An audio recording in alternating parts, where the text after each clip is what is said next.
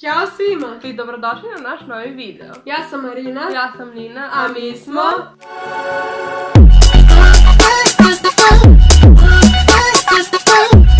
Danas vam snimamo neke forice za mumanje, ali... Nemojte ovo ništa ozbiljno da shvatite, nijedna devojka ne pada na ovo. Dobro, ako malo lepše to uradite, možda i padne, jer neke forice su zanimljive.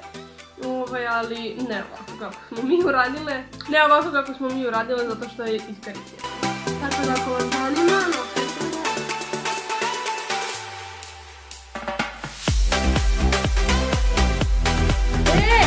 Mogu da ti kupim biće?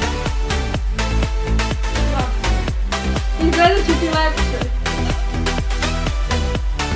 Dobro, ali nisam toliko pijana.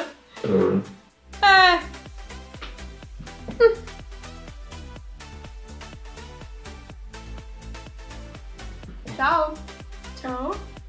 Htela sam samo da pokažem ovoj ruži kako si lepa. Hvala. Bože, ovaj nikad neće naći devojku.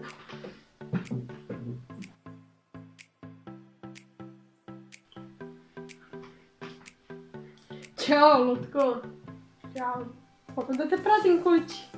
Ko si da ti mene pratiš kući? Roditelji su mi rekli prati svoje snove, ja vidim tebe i eto.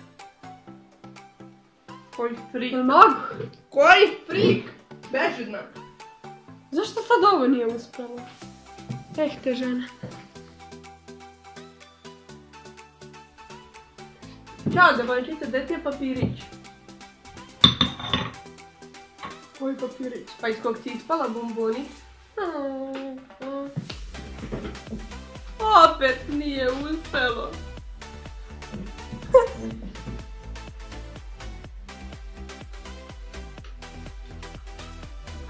Ćao mače, hoćeš da pijemo kafu? Što bi ja pila kafu s tobom? Zato što ne pijem kafu bez šećera, šećeru. Sene. Ali ovo je bila dobra fora. Nikad ne znači devojku.